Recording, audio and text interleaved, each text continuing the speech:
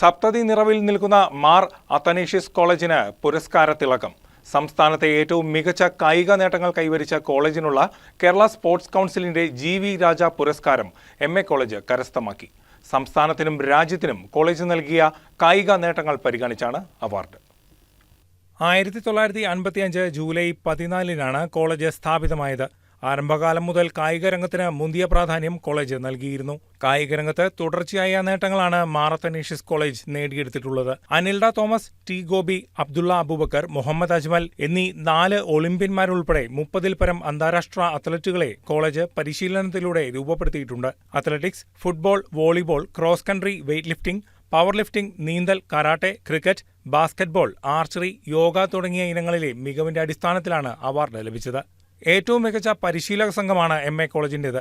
വകുപ്പ് മേധാവി പ്രൊഫസർ ഹാരി ബെന്നി, സഹകായികാധ്യാപിക അർച്ചന ഷാജി, മുൻ വകുപ്പ് മേധാവി professor PI. Babu, doctor George Manuel, MA. George, Miran Jose Sebastian തുടങ്ങിയവരുടെ പരിശീലന മികവിലാണ് കോളേജിന്റെ വിജയത്തിളക്കം. കഴിഞ്ഞ 3.5 വർഷ കാലയളവിൽ എം.എ. കോളേജിലെ കായിക താരങ്ങൾ 250-ൽ പരം ദേശീയ മെഡലുകൾ വിവിധ ദേശീയ ചാമ്പ്യൻഷിപ്പുകളിലായി കരസ്ഥമാക്കിയിട്ടുണ്ട്. 2023-24 കാലയളവിൽ 117ഓളം നാഷണൽ മെഡലുകളും 2024-25 കാലയളവിൽ 77ഓളം ദേശീയ മെഡലുകളും നേടിയെടുക്കാനായിട്ടുണ്ട്. എം.എ. കോളേജിന് 24-25 വർഷത്തിലാണ് ജി.വി. പുരസ്കാരം ലഭിച്ചിരിക്കുന്നത്.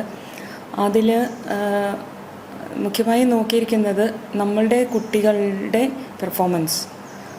3 വർഷത്തെ പെർഫോമൻസ് നോക്കിയിട്ടാണ് 2023-24 കാലഘട്ടത്തിൽ എം.ജി. യൂണിവേഴ്സിറ്റിയുടെ 10 championship MA. College നേടുകയുണ്ടായി.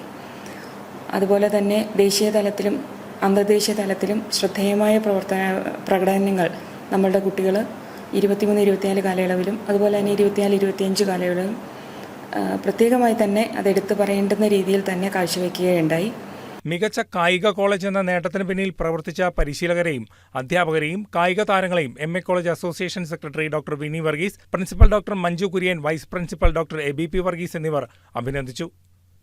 News desk KCB news.